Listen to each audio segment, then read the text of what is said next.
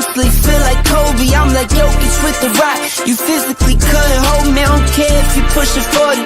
You can never little bro me. Euro step like Ginobili. From young OG to the OG. From nosebleeds to floor seats. Circle stronger than Cuban links.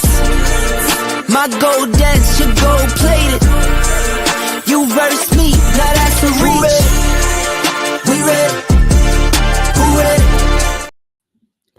Good evening, everyone. Welcome to another edition of the One-on-One Sports Show here on the Black Man Unfiltered Network. I'm Mr. Bennett, joined by my partners as always. The coaches in the building tonight, and certainly we're looking for Brother Dante and Shawnee to be showing up very shortly.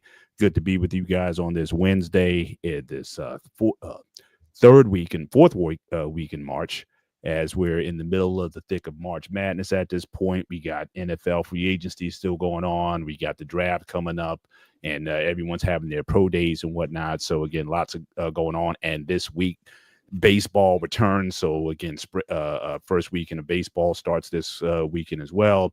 So, a lot of things that are going on, certainly, in the sports world, and certainly looking forward to that. But to my bold, beautiful brother of the BMU Network, how are you doing, sir? Looking like you've been taking some swings yourself.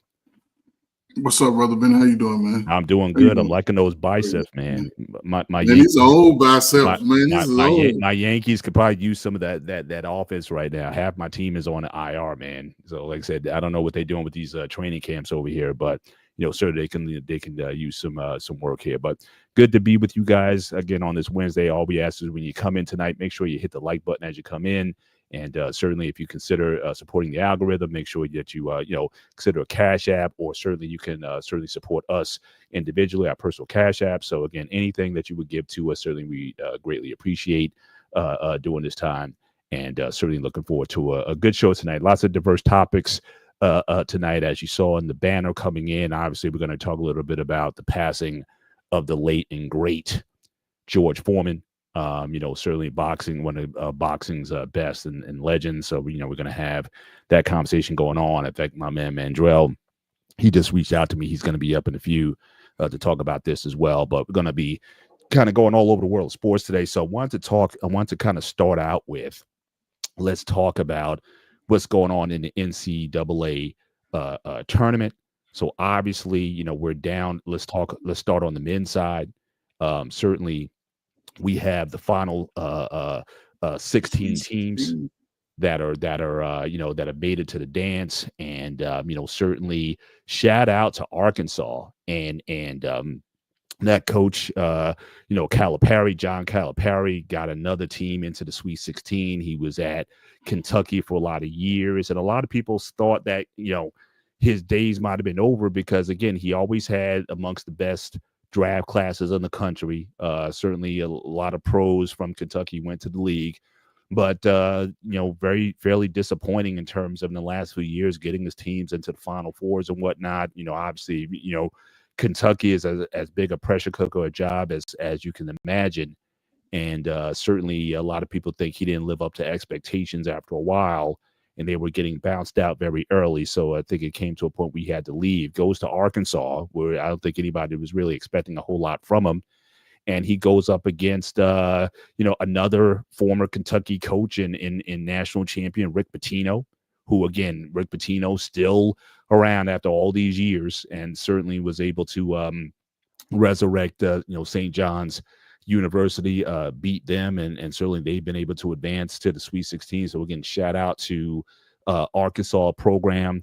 But we're going to be looking at some things. If you notice in these brackets, one thing that is very unique, something that doesn't happen very often, and that is, as you notice, the lowest ranked team in this tournament is the Arkansas team. Again, not a lot was expected of Arkansas in this tournament, and again, this is the closest thing to Cinderella that we can imagine, and yet we're not. Certainly this is one of the years. Shout out to my man Shawnee in the building tonight. This is one of those years where, again, you don't have Cinderella at the dance, and I know there's been a lot of controversy as of late over this. And a lot of people are attributing, is this in part due to NIL? So you see that the headlines that I was able to sort of scrap together prior to the show.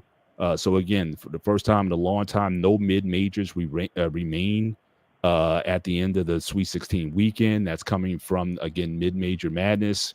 And then you also have, an article from Yahoo Sports that questions whether or not is NIL really responsible for the lack of Cinderella at the dance, which has always been a charm of the tournament. You always had like a lower seed that goes on a run, and everybody certainly gets behind that team as they go forth. But they're saying not now, so people are questioning whether or not is it in fact NIL, which is lessening the chance. Now let's also keep in mind, no Sweet 16, no lower seed or mid-major team has ever gone. Certainly, I think the last team that maybe got to a Final Four, if I remember, in the last few years, was, I know, VCU with their coach Shaka Smart. They got there back in 2011. They got to a Final Four. But typically that doesn't happen, and everybody always likes to, and I don't think any Cinderella team has actually ever won a championship. You might look at, Villanova from back in '85. They upset Georgetown. They might not have been expected to win, but this doesn't happen very often. But nevertheless, people are asking, it's like, with the money that's available and to these teams, is it over for seeing teams below a 12th seed able to advance in the tournament, and is NIL behind that? So I'll pass it around. Coach, what are your thoughts on the current state of college basketball, and the fact that we don't have any low ranking seeds below 10 that are in the Sweet 16?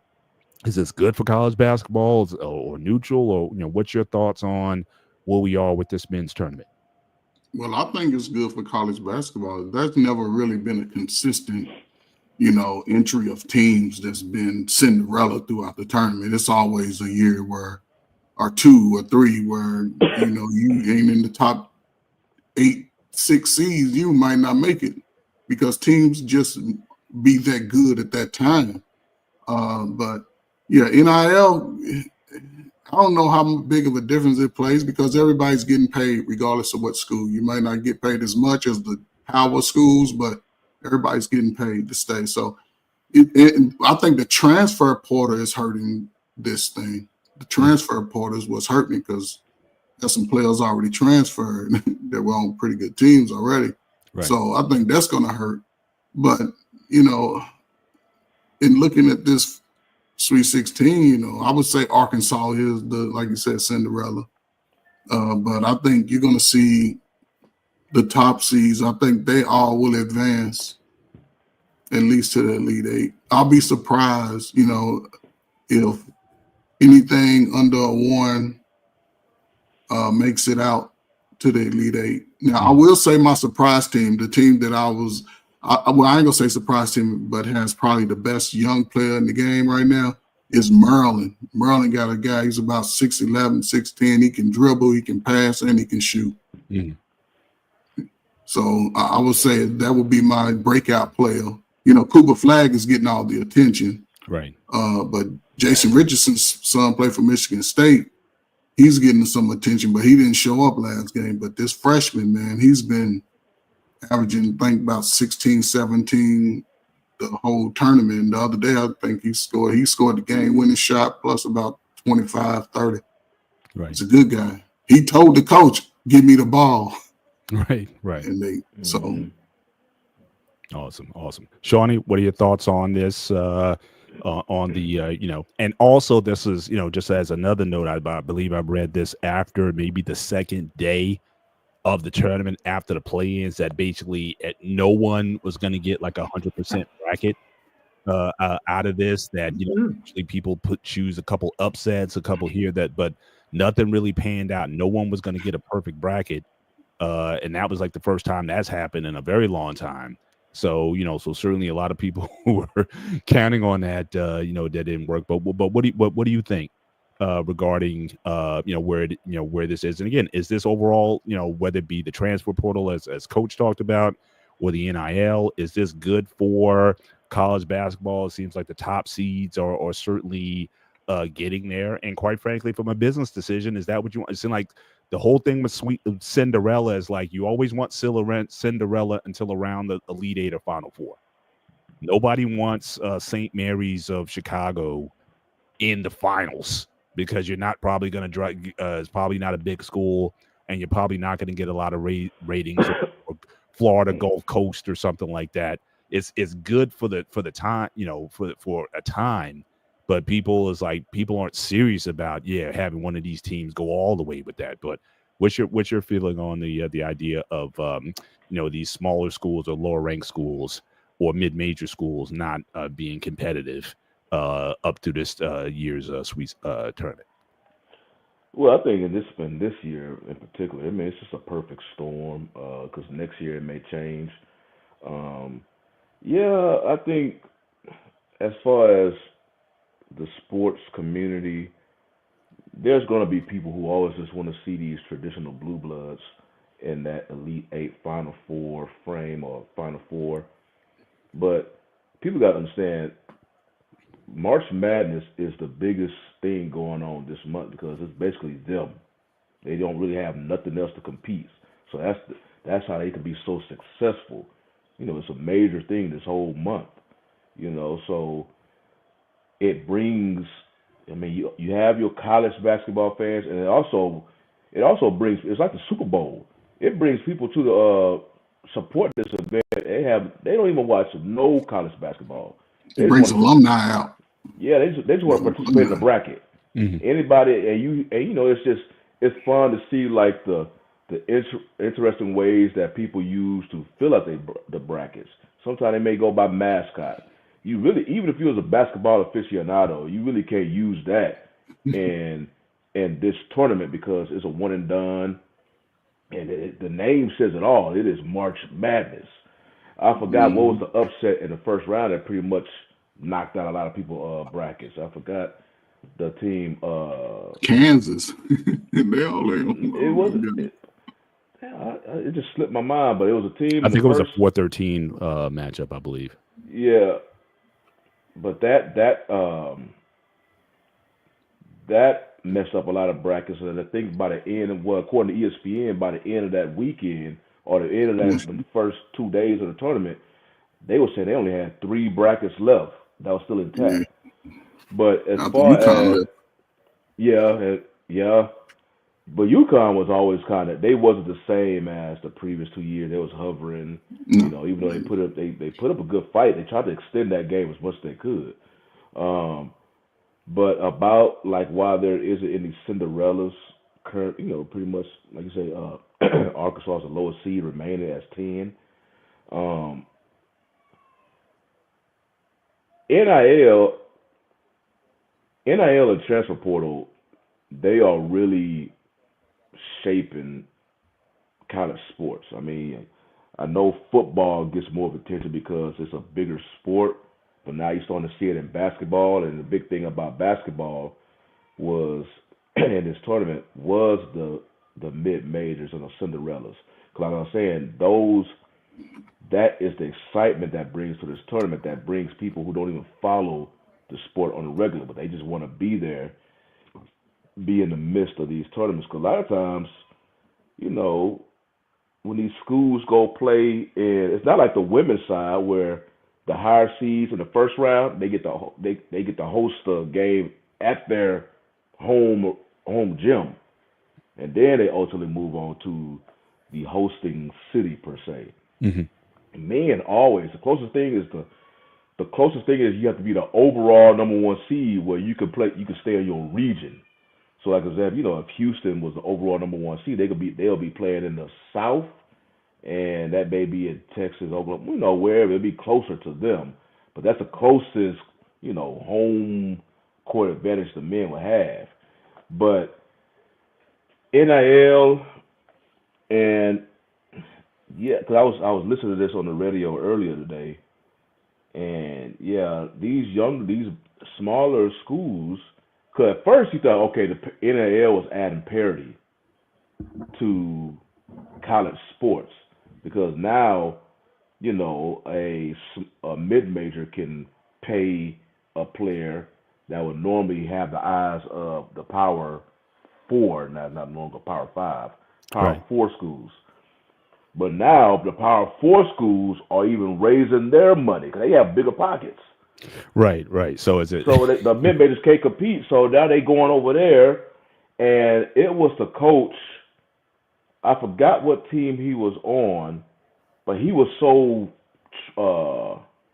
transparent with his squad. He just got the coaching gig with NC State. I forgot what school he came from, but he was saying, "Hey, my goal is to make it to a Power 4 school, and if I get there, I'll try to take some of y'all with me." So, unfortunately, with these mid majors, they just stepping stones. I mean, we see it at HBCU schools; they just stepping stones. So, does NIL play a part that could be kind of ruining the tournament in the future? I think so, unless they start putting some type of parameters on it. Because right now it's just a wild, wild west. I was under the impression like, okay, name, image, and likeness. Like, okay, your skills show on the court. You can go out and sign some autographs and actually make some dollars from doing that. That's what I was thinking. I wasn't thinking the type of money these dudes will get even before they step on the court or they field a play. They getting like hundreds of thousands, some even millions. They haven't even did. I mean, it's basically like the old days. It's just out in public now. That's all it is, and everything. I mean, it's really no different. It's just that's all it is. Got a face to it, and the schools is, they but can just stand behind and say, "Look, we getting this." Hey. Some of these players don't even they don't live up to the money. Hey, but they still all deserve it. They still all deserve it. But it's a give and a take. So you they playing players, but now us as the fan base, we seeing a product that's being watered down. Yeah. So okay, you getting your money, but us we not getting the money. We just a fan of the product, and now we are starting to see a watered down product. Right. So it's like you getting so it's a give and a take. So but that watered down product comes from the one and done. That's the problem, because in high school everybody's the man, and once you get to college, everybody's the man. You got one. What I'm saying, in high school, you got one man on your team, and even LeBron James played against Catholic school guys all his career. So it'd have been different playing against the public school, but he had the name, image, and likeness. But the one and done is ruining it, because even if you go to a mid-major school, some of those players are bringing in $30,000, $40,000, $50,000 a year because of their level of play. Now, your top schools, they're going to always pay big bucks, and a lot of them may not pan out because they was the man in high school, and college is different. Right. But one of the things that the NIL was supposed to do was to keep guys in. So it was almost like to stop the one. They just transfer now. They just transfer. They know that they can go get that money. See, that NIL transfer portal is really doing it, because Paige, it's a young Katie. She played from the women's side. She played for, I think, BY. Who she played for? The Hornets. She played for somebody, but she would have been to 3 schools. She'd have been to 3 schools in all 3 schools. Haley Van Lith, was it? Yeah, Van Lith. She'd have been to Louisville, LSU, and here at Fort Worth at TCU. Yeah. See what I'm saying? And so she's staying for that money. But that's how the guys could do it. If you know you ain't going to first rounder, I would say stay in school, get your degree, get that NIL, whether you go to the league or not. You can at least become an agent. But I'm maybe wrong. So do you think then that maybe they need to revisit the because you have all those options on the table, but maybe it should be monitored, especially depending on the size of your NIL deal. If the school's going to give you $500,000 and up, that you have to have a commitment to that school for a certain amount of time before you can consider transfer. In other words, put some parameters around the transfer. You just can't take the money and run. Yep, I would give one transfer, and if you transfer within the first, before your junior year, you gotta give some of that money back. Yeah. I think that would help. I like I said, I'm all for the players getting paid, but I think you may have to, like anything else, you may have to, the pendulum might have swung a little to the other side. And so again, just like with free agency, there's parameters. You can't be a free agent, first 5 years, or you're restricted up to a certain point, and then you can go in other sports and whatnot. You might have to have a similar thing. But want to visit another aspect of this tournament. So obviously, I think Shawnee mentioned it earlier. So there was obviously UConn not certainly as good. They were going for the three-peat this year, not nearly as good as in prior years. But they certainly took Florida to the brink. Florida being the number one seed. And after the game, there was a lot of controversy surrounding obviously Coach Hurley. Dan Hurley, his comments were caught on camera, leaving the court. Yeah. And as you see at the bottom here, it says, "I hope they don't f you like they effed us," as Hurley yelling in the clip. And certainly he was very emotional after the game and whatnot. So certainly obviously you always want to win. A lot of people question his demeanor and after the game and his professionalism. But then this story here that came up, which I just found out about. So you had this director of communications for UConn men's basketball, Bobby Mullen, essentially threatened the person who captured the video, threatened him and threatened to ruin his life over that viral game moment. So again, I don't know what's going on there at UConn. Look, now I'm from New Jersey. So the Hurleys have been an institution in New Jersey for arguably 50 years. So obviously you had the father and you had his sons, who were basketball icons. Bobby Hurley played certainly at Duke. And they basically, with that little school, it's not a big school. It's a little Catholic school in Jersey City, New Jersey. And they basically run high school basketball in Jersey for a lot of years. And not as dominant as they used to be. But I don't know what kind of culture that he's putting over there. But certainly, this kind of culture that's been created. And this guy, even at the beginning of the year, remember they were at a game in Maui where he didn't get a call and they had to kind of restrain him off the court. So he kind of has this sort of psycho type of demeanor in which he coaches and whatnot. And then he gets on people, who sort of call him out for it. But what are your thoughts on his demeanor after the game? Yes, you're two-time back-to-back champion. Certainly UConn's always been a prominent basketball powerhouse by different coaches in different eras. But what were your thoughts on how he handled the loss after the game, and then with this story about this staffer, threatening a reporter for simply just capturing what he captured? What are your thoughts on that, Shawnee? I'll start with you on this, and what's your thoughts overall on the UConn program, the coach in particular? Well, Hurley, he's an emotional head coach. He's always been like that. So I just think nowadays, man, because it's not like he did this on the court. He did this in the tunnel heading back to the locker room. And if you're familiar with sports, once players and coaches get in that tunnel, they say all type of things because their emotions are coming out. So they'll be pissed off. They may be pissed off. They just letting it out. But because we have cameras everywhere and everybody want to get the inside scoop on stuff, you getting the raw emotion of these. I mean, with college basketball and this March Madness, they only have one shot to get it right. And they go through, especially for a head coach, he prepares. They go through all this season, do all the preparing and everything to build for this moment, and then in an instant, it's gone. So their emotions will come out. It's not like he showed it on the court. He just showed it walking back to the locker room. But since everybody want to have cameras all over the place, you're going to get the raw emotion. So you always want these players and coaches to give you their true feelings. Well, don't complain if you actually catch them in a legit act. That's what happens in sports. Competitive, it's like sports bring out the competitiveness of people that is different than others. And it depends how much that competitiveness is inside you. You could be like Jordan. You can be like a legit, like, focus, like, either you give it, I want to win or else, but that's just sports, and that's what fans love about it. So Hurley is really like no different as a head coach. He's an emotional dude. So you just caught him in the camera because he was actually talking to Baylor. Cause I think Baylor was getting ready to come on the court when they was leaving.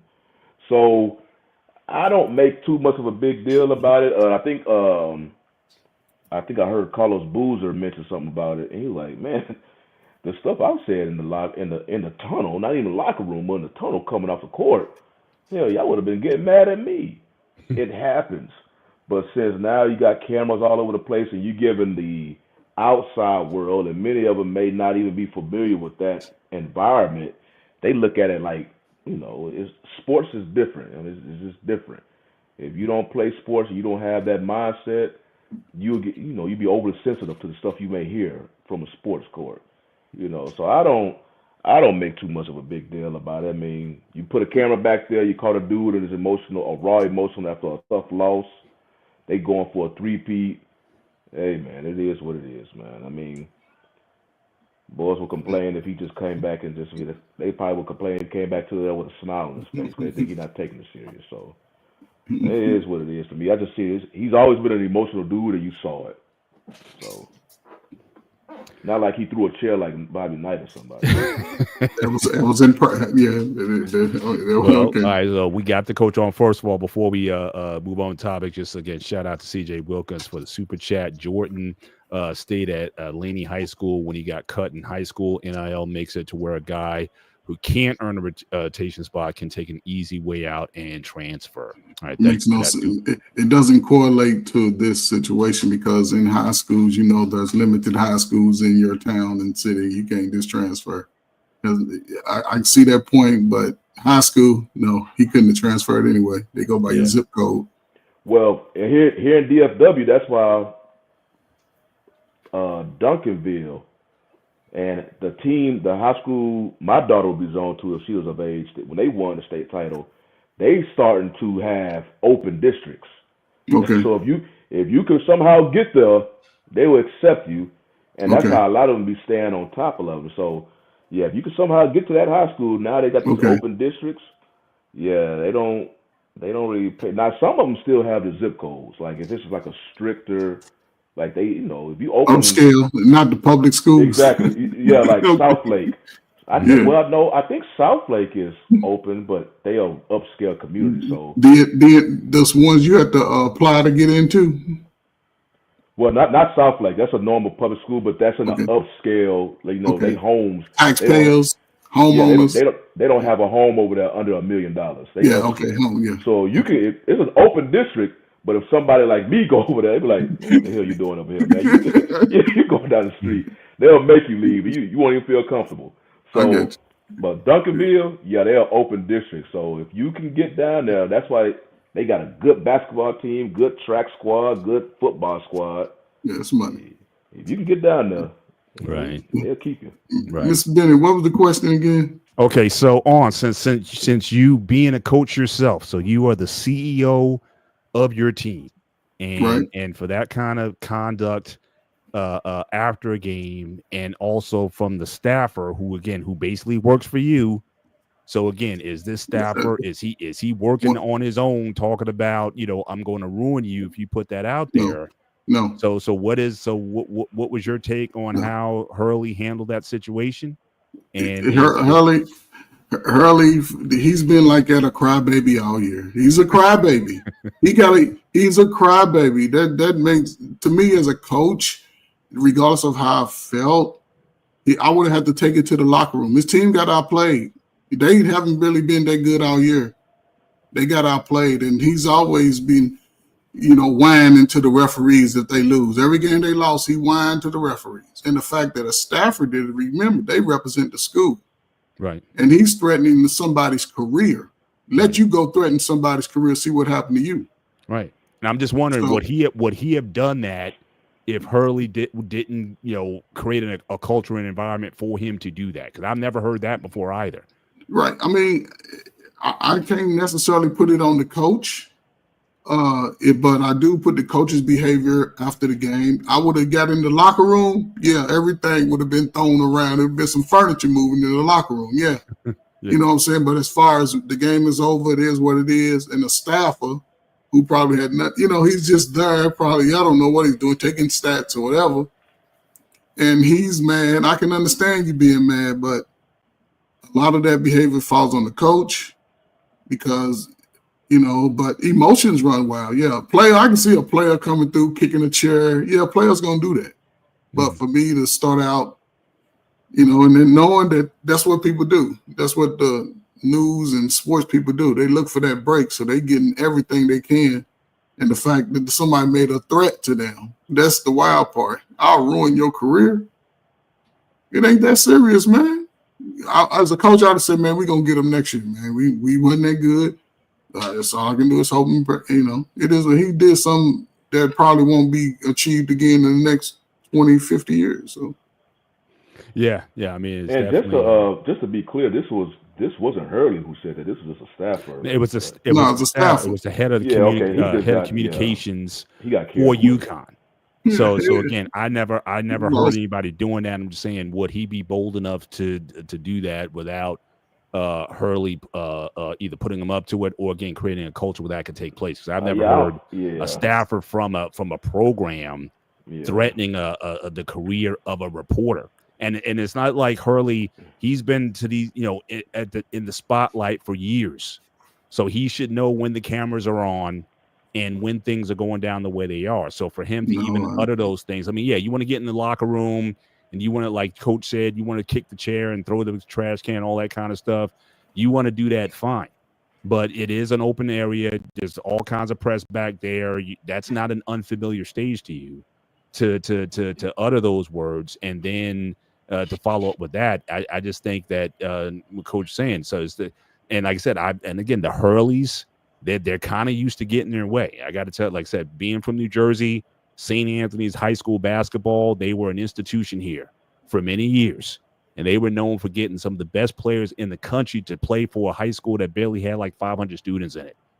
I mean, their gym barely held like 1,000 students in it, but they had for years the #1 program in the country. For many years. So I'm just saying that, that's putting all those things together. I don't think it's a good look for certainly for him and certainly for that program. And certainly I understand wanting to create history, not doing anything since UCLA Bruins did it back in the 70s. But still not a good look. Certainly for UConn. Given all the success that they had over the years. Obviously, our brother Andre Terry, obviously upset with us for even hinting or suggesting. All these universities and colleges have built their schools off the back of black parents and families. So I guess he's not feeling the idea that we said, put some limits. I'm just saying it may come to that, whether we will like it or not. I'm just saying that, certainly to get NIL money and get it paid and then you just choose to transfer, I think there's going to, if that continues to happen, expect to see some modifications that you can have the transport portal or you can get the NIL or you can't have both, or that we're going to put some limitations. If we pay you a lot of money, then that needs to come with some guarantees for us just as much as it is for you. So certainly I appreciate the sentiment and, look, if it stays the same, it stays the same. But certainly I can't imagine a lot of these schools and universities being happy with with that particular with that particular situation. Brother Bennett. Yeah. Also, Brother Andre, listen, I'm with get all the money they could get. They probably need to give everybody $500,000, regardless of what level of school. If it's D1 or top 5 school, everybody should get paid. However, I'm just saying, as far as the transfer, after a certain time in college, and you say you transfer after 3 or 4 years and you haven't got your degree, just understand, when you get to that next university, a lot of credits won't carry over. You'll have to start over. So I'm saying stay, get your damn degree, whether you go to the NBA or not, and have your school paid for. It's the greatest thing you could ever do. That's all I mean. Got you. Going to move on in the segment. So let's go over quickly to the women's side. And there was a tragic situation. So again, Juju Watkins ACL injury, second game of the tournament. For them as the women's Sweet 16 certainly comes together, and certainly again sad for her. I don't think it's career-ending, especially the way they are able to treat ACL injuries these days. I think she certainly will be back, but this is certainly one of the bright stars in women's basketball. And certainly she would certainly be a big star at the next level in the WNBA. And but it's just sad that to see her go down like that. I know a lot of people were kind of having fun with her because she was flirting with the Washington Commanders quarterback at a game or whatever. They were kind of chatting, and then the mom kind of got between them. So a lot of people was, having memes and whatnot about that. But again, a beautiful young lady, certainly just like the player Angel Reese from last year. Another feminine looking woman going into the league that certainly has a following. So I'm just hoping that she fully recovers, and that she would certainly be able to bounce back and have a very successful career. But guys, just thoughts on the injury and what impact do you think this makes on the tournament, which I think is still pretty good. And I want to talk about some key matchups that we may see in the future. So, Coach, your thoughts on the Juju Watkins injury? Probably one of the saddest events of the year right now. It's unfortunate for this young woman. I just hope she snap back. I know she's gonna snap back. They're gonna give her the best treatment, and I hope she just takes her time and can have a great WNBA career, man. Just unfortunate, man. That's why you gotta be in shape, man. Be flexible. So it's just unfortunate, man. But I think her team, if they rally behind it, they can make it at least to the Final Four. Because a young lady, I don't know, that when she went down, another young lady stepped up. So yeah, I don't know if they're an item. I don't know. His mom doesn't seem to be having it, so I don't know if Jane Daniels is going to take care of her or not. I just know that certainly that was a funny thing that a lot of people were running with when the mom got in the middle, and then seeing Juju's reaction is like, oh, I was trying to shoot my shot, and mom came in and shut that down. So see how the rumors get started. By next week, it's going to lead it. It's going to be something else. Yeah. But Shawnee, what do you think the Juju's injury, the impact not only on, like I said, this current tournament, but also in the NBA, WNBA, the future of that? Because I think certainly she was, all year she was talked about as like the next one. So you had the women that came out last year, and she's going in, and so it seemed like the WNBA was really starting to fill roster with stars. What do you think long term this is? Well, I think they're still gonna be filled with stars when she ultimately get there. The good thing about it, it's unfortunate she had this injury. That's the biggest thing about sports. It's usually the worst injuries are the minimum contact injuries. So as soon as you saw her go down and there was low contact, unfortunately, your mind probably, okay, this is probably going to be leaning towards the side of a major injury. That's just what happens, unfortunately. But yeah, thankfully in today's time, they have hella doctors out there that they are so used to this injury, put her back in shape, and before you know it, I don't know if she probably make it in time for March Madness for next year, but once she rehab and whatnot, she'll be pretty much just like old. You just hope it don't cause no lingering thing, and she'll be like, who was that player? Was it Danny Manning?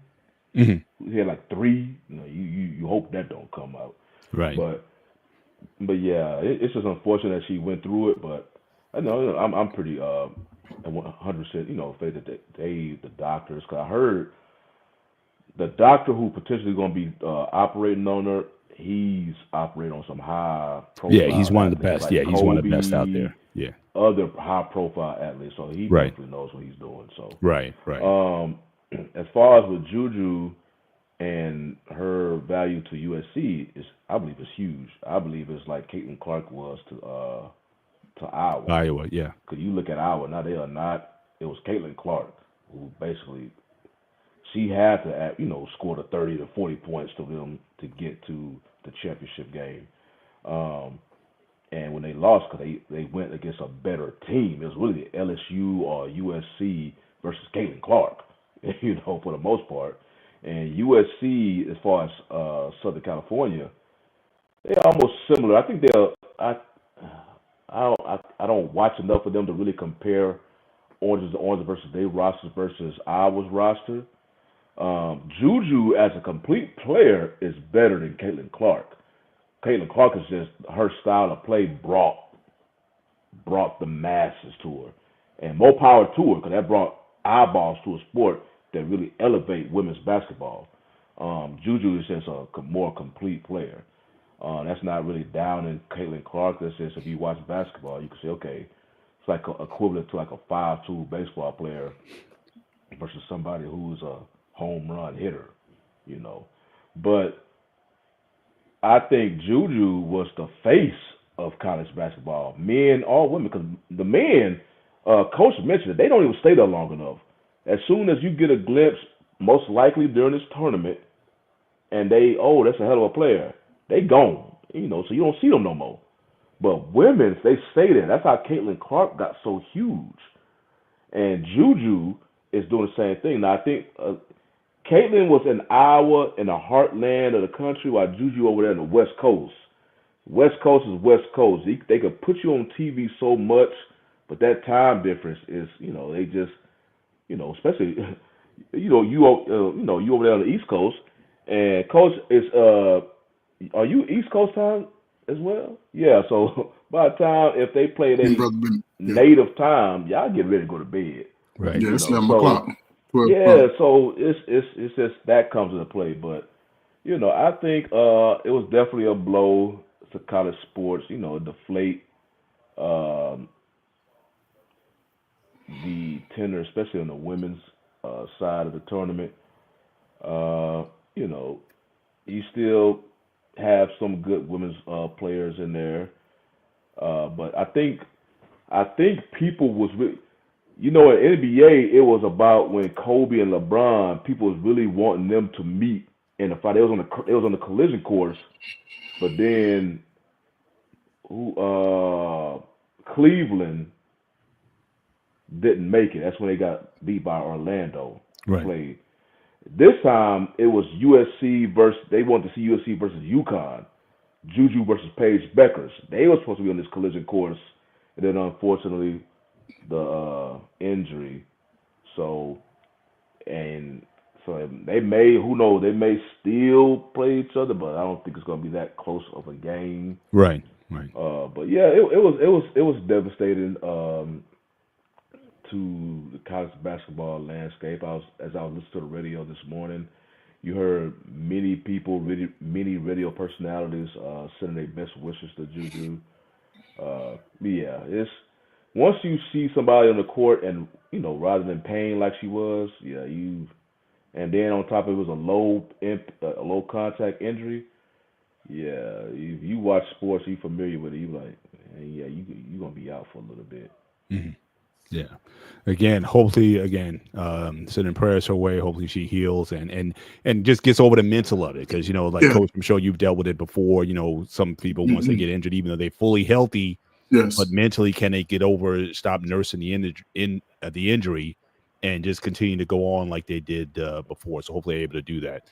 One thing I do want to highlight, certainly in this, is the potential for, now, one thing about college basketball that I do miss that we may see in the future. We got a little bit of that with, again, Calipari and Pitino. One thing you used to look forward to in college basketball was the coaching matchups. And certainly with Gino, who was a high-ranking seed, I'm not sure if USC beating UConn was a given, but certainly Gino has been an institution for many years. And obviously, Dawn Staley is considered, right up there as well. So here you have the defending national champion going against an institution. Back in the 70s and 80s, it was Pat Summitt with her, I think it was her Texas programs, and then Gino Tennessee. Thank you. And then you had Gino with the UConn program in the 2000s, and so I think that would certainly still draw big ratings to see Dawn Staley go up against Gino in the championship. So you still have that possibility for those two, certainly to meet. So Brother Bennett, that LSU's coach, I'll say Kim Mulkey, she's one of the top. I'll say those would be the top 3 coaches right now in college basketball. Right. I would certainly agree with that. But like I said, Mulkey, she's been has but I think Gino's, like I said, he's an institution. It's almost Oh like yeah, he's it's massive. almost like the past versus the present. I wouldn't put Mulkey where Dawn Staley is right now. She's won a couple of championships. Yes, but I think the now that it's like the current, is certainly Dawn, and I would certainly like to see her and Gino. If anything, the press conferences are going to be epic. I know Mulkey, she can say a lot of things too, but certainly you still have some great matchups here that we can possibly see in this tournament. Really quick, can I ask y'all a question? Sure. When was the last time y'all seen a female Cinderella team?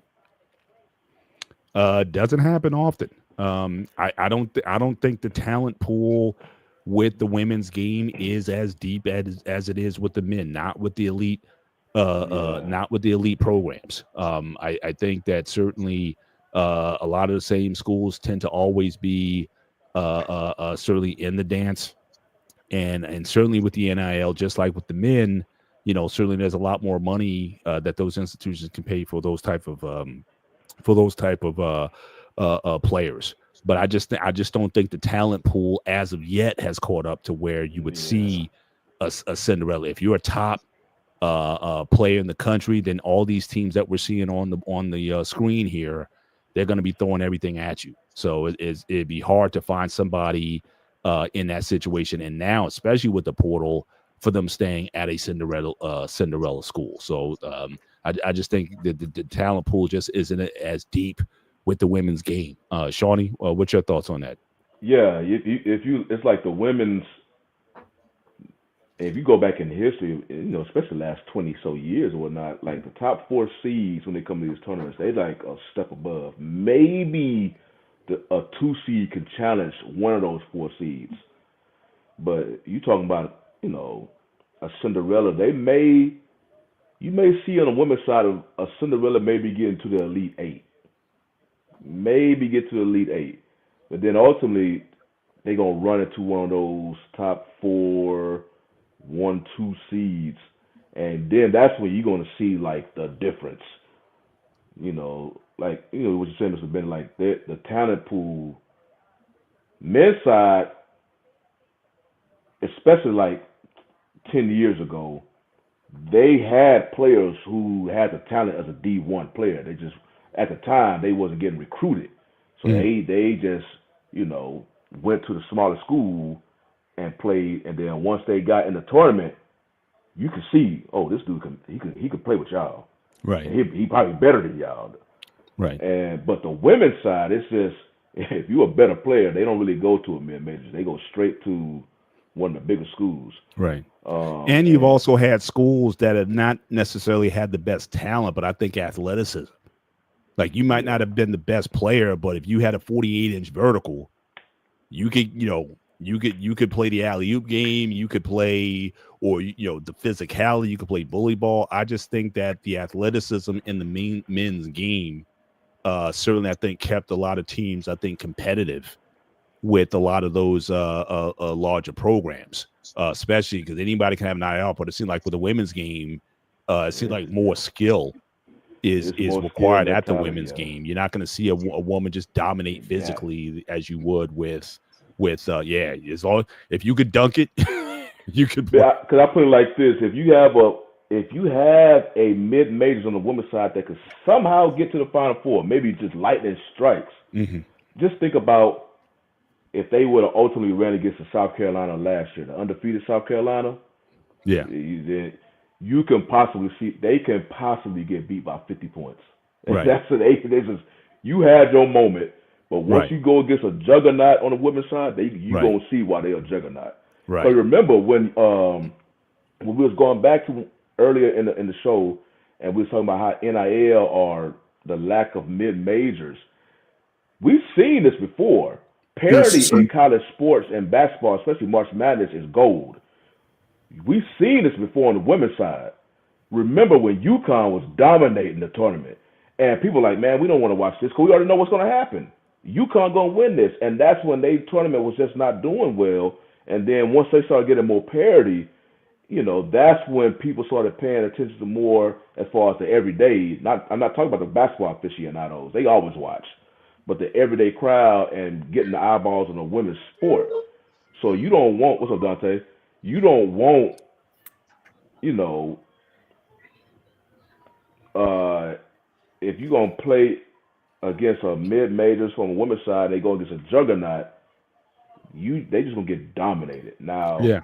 thankfully, I just don't think the physicality is there to keep up with a team like that. Men, like I've seen some dudes used to be able to put a team up with some guys 6'6", 6'8", 250, a bunch of Charles Oakleys and Masons and stuff like the Xaviers, the Wichita States, I gotta go back, but they had players. I think Gonzaga is a mid-major. They just a good program. Yeah. But they're a small school. Yeah, they're mid. Villanova is a small school, but they just a good basketball program. Right. You know, Absolutely. Shout out to Dante. What's going on, sir? How are you? Man, doing good, man. Good to be in. How y'all fellas doing, man? Doing all right. Not sure how much of the show that you were able to catch so far, but we've been kind of chopping it up with the NCAA tournament. So we talked about the lack of Cinderellas on the men's side. We talked about Juju Watkins' injury. We talking about the reaction of Coach Hurley after his loss. So any of that you want to chop up on before we go on to the next topic? I appreciate it because after running across the city, I haven't been able to catch in until just now. So okay. I saw what you put because I saw a story you put in the group chat. When it comes to the NIL, I firmly believe that it is hurting the mid-major guys because basically now if you go to those teams, it used to be the formula was, hey, the big teams are going to get the Cooper flags and they're going to leave after a year. We're going to get some guys, let them play together for 3-4 years, maybe somebody redshirts. So the 4 or 5 years, these guys have been in and around the program. They're not going to go pro at all, but they are going to be excellent college basketball players. And, you were seeing that even when I want to say Texas Tech made its Final Four run. A lot of guys, you look at their age, it's like, hey, they graduated a long time ago and they've been in college a while. So that is going to be something that is affecting the game. I saw the team, which I think was kind of weak, St. Francis. They went from playing, which lost to Alabama State. Shout out to HBCU, shout out to the SWAC. But they dropped down to Division III. And it's like they don't want to compete. And it's just like, because guys are going to poach your players and poach your coaches. I don't agree with it, but people are going to have to make those financial decisions. It's still the early days of it.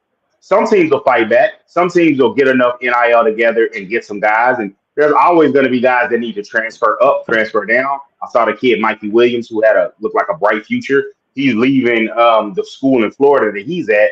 He's kind of in a place. Maybe you pick up a guy like that for a year or two. And it's year-to-year basis. Now, when it comes to that Hurley, the UConn coach is like, you won the 2 rings, and people kind of let some things go, but you had a tough season, and now you can't treat people like that. The gone are the days of the Bob Knight. I grew up on the Bob Knight, and unfortunately, I thought that was okay. Yeah, the coach and as growing up, it's like now the players are different, and it's like maybe it never was okay, but he won so much, and then when you stop winning, it's not okay. So now he has to. That attitude has to change, and I just want to touch on the Juju topic. That hurts the women's game so much because she's such a major draw, and you had the major draw of the dynasty that is becoming in over in South Carolina. Shout out to I love Dawn Staley as a coach. I love them.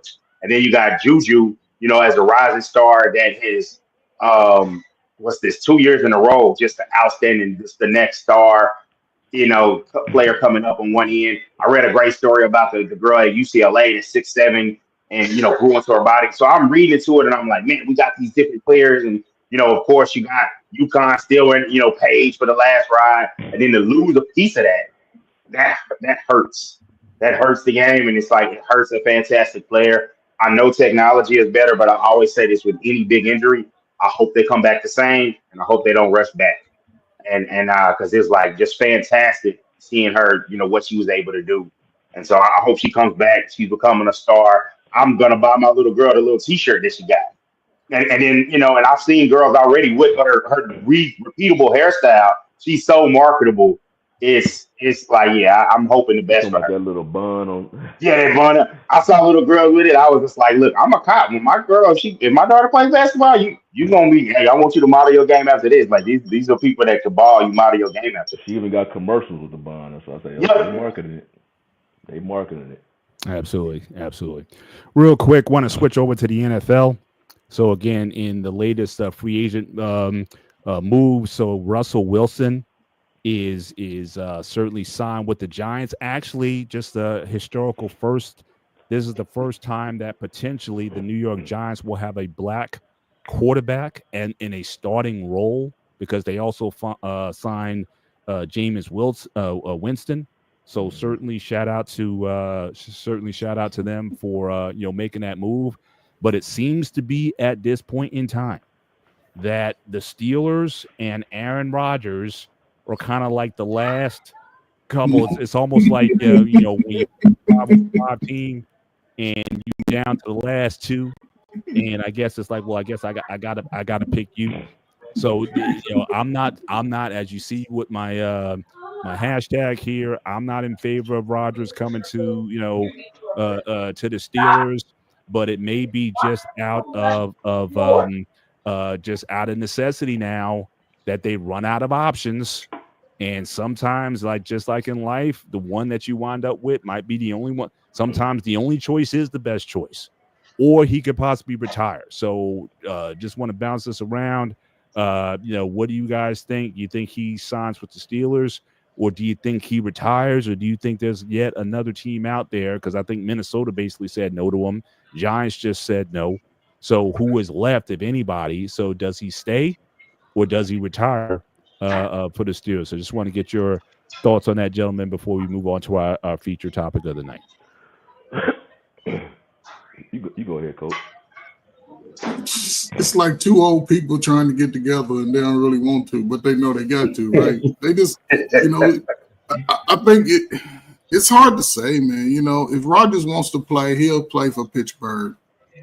This is not new to what he does every offseason. He goes into his wilderness and takes all his weed and all his smokes his bone. That's what he do, man. He's in tune with nature, and they've always allowed it. It's just that now he's older, and I would say if I take Rodgers and if he signs, I would still get a quarterback second round. They got Mason Rudolph. They don't have a second round pick. They certainly traded that for Metcalf, so they got a first and a third. So you take. Well, there they go. Then they have to Rudolph. He hasn't really proved himself under that system. Hopefully, I don't know, man. I would, if he wants to be there, we'll sign him because they need a quarterback.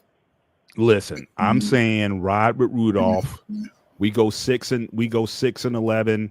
Then we move up and we use all those compensatory picks to get a QB. I'll ride this. So if y'all go 6-11, Mr. Bennett, don't be hollering about getting rid of Mike Tomlin. Oh, I'm not. Listen, I'm not one of the Yinzers. That's coming from the Yinzers. That's not coming from me. But Mandrell, how would you feel about Rodgers coming to? You want Rodgers, or are we going to ride with Mason? What we doing this year, sir?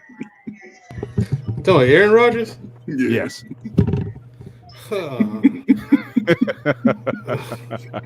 It's rocking the hard place, man. Yeah, it is. Not the biggest fan of Aaron Rodgers myself, but I mean, will he work? I think he'll work. You know what I'm saying? I think it will work. I just don't like him. Yeah. It's kind of like me and AJ. You know what I'm saying? You ask me, people ask me, "Hey, you think you can't wait? I can't wait to see Wilder knock out AJ." I'm like, man, Wilder's not gonna knock out AJ. No, he's done. This is before that. Like this. Okay. Oh, you talking about when the fight was? Yeah. This was a few years ago. That's all he came up for. If it's not boxing or football, he's not interested. So we already know that coming up. Let's get Shawnee and Dante in. Shawnee, the man is consistent. Man is consistent. Yeah, you want to talk football? I'll be here all day with you. Shawnee, all right. So my whole thing is Pittsburgh just can't find a quarterback. My thing is, I don't understand what happened with. I mean, they can't find ever since Roethlisberger. It almost looked like how the Cleveland Browns look like, man. As far as you might as well get a jersey and put these names on the back of somebody's jersey and start crossing them off. You know, I know people. You hear people love to talk trash about the Cowboys, but Dak is an official NFL quarterback. Pittsburgh would have been successful. They would have drafted Dak. I mean, Cowboys went through their season where, you know, after Aikman, they ultimately hit Romo, where they experienced some winning. Romo know, sucked. and then you know, they immediately had Dak afterwards. So they was able to experience some quarterback play that played at a fairly high level. You know, make some Pro Bowl. Romo. Come on, Shawnee. Romo was a Pro Bowl quarterback. If you're a quarterback, don't fall, Shawnee. He's a Pro Bowl quarterback. Shawnee, but I'm saying like at least the Cowboys was able to find a productive quarterback play. The Steelers, ever since Big Ben retired, they just had Listen, first of all, as Steeler fans, we're used to this. We went 20 years between Bradshaw and Ben Roethlisberger, 23 years in particular. So again, we just trying to ride it out. Just look for the next. That's my whole point. With now you gotta again, try to find some use and retread a quarterback. I know it's Aaron Rodgers, but how old will he be at the beginning of next season? 41. Well, he's 41 now. Yeah, 42. So you gotta find some super magic in the bottle with these quarterback play. I'm like, okay, for a franchise that is as stable as the Steelers, why the hell they cannot find a quarterback? They just cannot. They always got to pick the bottom of the barrel for the quarterback. Whoa, wait, Shawnee. What quarterback has the Steelers had since Roethlisberger left? They have not had any quarterback that you always look at the Steelers and they are a team that you like. They always says Mike Tomlin. They're a great coach team. But you already know when they play against a team with a quarterback, they're going to lose. And you can look at Tomlin's record in the playoffs. He hasn't won a playoff game since what? 2016. Exactly. So, and the thing is, you're right about that. He gets there every year. He gets to the playoffs, but they just can't. They can't. And the main reason they lose is a subpar quarterback play. They have talent. They have skilled players, but their quarterback play is low. But I don't understand. My thing is, and maybe you guys can help me with this one. I don't understand what happened with Wilson though. Like, how did that not? He didn't get along with the I don't understand what happened with Justin Fields. They should have kept him. But Justin, I think was still bitter. He's on the up in his career. He's young. He got bitter because he got benched, and the Jets made him a better offer. So I think he's going to the Jets as QB1 going in. I don't think there'll be a lot of competition. That's a good move for him, man. I think they had both in play, and they lost both of them. How many available? Okay, especially to you, Shawnee and Dante. Not you, Mr. Bennett. Okay, and Coach Ferg, Shawnee and Dante. How many marquee quarterbacks, either coming out of college or already in the league, that are available? Like, I mean, do we have anyone to pick from at this point? Is my thing. That's why I think that we should just stuck with Wilson. And I don't think Wilson actually got a fair shake at Pittsburgh. That's one thing I didn't like. We had a fantastic black coach. But I agree with you, Sean. I can't disagree with you at all. The quarterback has been a problem since Roethlisberger. And his last 3 years, Roethlisberger was on a steep decline. His last 3 years. You know what I'm saying? So you know what that tells me? Came in, I was like, okay, Russell Wilson, we finna do some damage. Russell Wilson is a good quarterback. Got there, and I'm like, what? Dude, what are you doing? But he's going down the hill. But what that shows to me, if I see a franchise that if they have the number of quarterbacks that struggle on them, as great as a coach as we love to praise Mike Tomlin, your quarterback development is subpar. It's completely different than if we looked at the Vikings. What's the main thing we say about what's his name, Kevin McConnell? Yeah, what he's proven to be a quarterback developer, and you saw that with Sam Darnold. And that's why people believe he could do the same thing for J.J. McCarthy. But Steelers, Roethlisberger's talent was showing. So Right. okay, And keep in mind, he didn't draft Roethlisberger. That was Bill Cowher. Yeah, so it's Yeah. like so he was already there. if you're a head coach and you struggle with developing the most important position in professional sports, And that's the problem. That's the thing that hurts my argument. I hate for them to say, "Oh, you got to have an offensive coach," but like situation like Tomlin is proven, Yeah. like, hey, when you get that good offensive coordinator, somebody's going to snatch him away and probably want one or two of the assistants. So you got to constantly have somebody that can develop and coach quarterbacks. That's the real problem, I would say. Probably Pittsburgh's had that, and the fact that for them being such a stable organization, not wanting to make the risky move. Shout out to Leia, what's going on with you? Yeah. I would say the one thing they will do. I respect the move of going to getting the big receiver. I say I'm with you, Mr. Bennett. Next year, go ahead and be aggressive, despite what happens. Even though I don't love Mason Rudolph, be aggressive and use the picks and trade up to get a quarterback. Yeah, because you're gonna have the weapons in place, and you're good at developing receivers. Because I would say probably.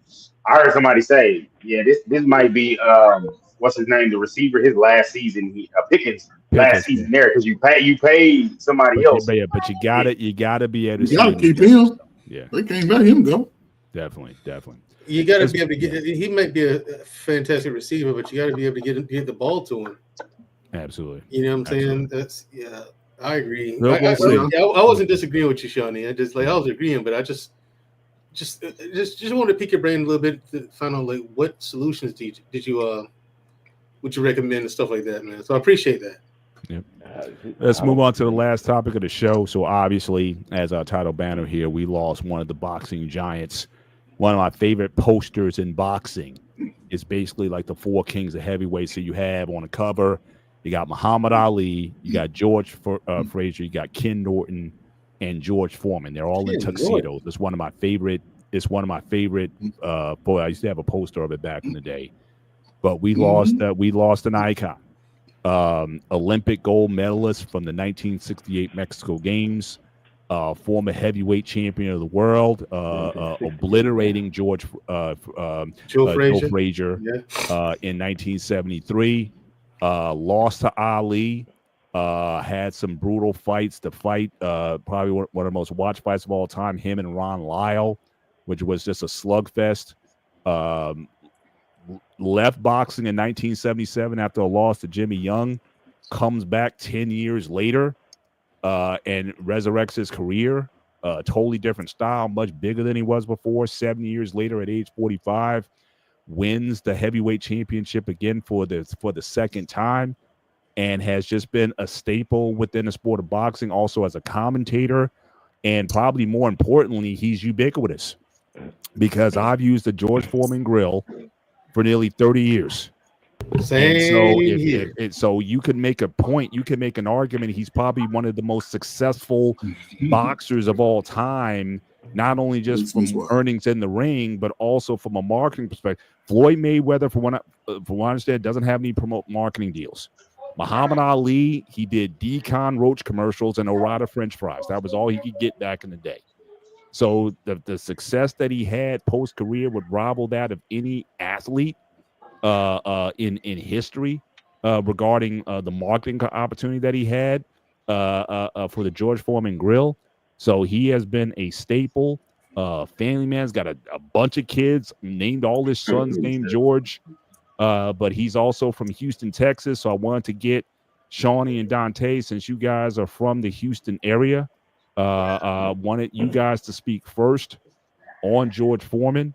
And if you can share anything in particular from him, was he a major figure in Houston? Anything that you guys want to share on the life? I know he fought in his prime before you guys were born, but certainly just his impact on Houston, where I know he did a lot of things. He, became a minister and certainly did a lot of things in that space. He opened up a youth boys camp for boxing and whatnot. So just a lot of things. So, if you guys have any perspectives on George, we'll pass it around. Let's start with Dante. Let's go to Shawnee and then Coach, and then Mandrell clean it up. And then I got a special segment that I've been doing over the last few weeks. I want to throw at you guys afterwards. So let's start with Dante and let's move it around. I would say just like you, like Mr. Bennett, like I definitely been a user of the grill. And that's a thing that's really good when the athletes can get an endorsement or something, you learn about them. And I remember my father telling me about, the greatness of his legacy and the great fights. And this is before, you could YouTube everything and Google, but it was just like him giving me the stories from himself and seeing how great he was. So you knew about it and you saw obviously the grill and seeing the endorsements. And then as far as the time when I lived in Houston, I think I was at a NABJ conference, and he was actually there.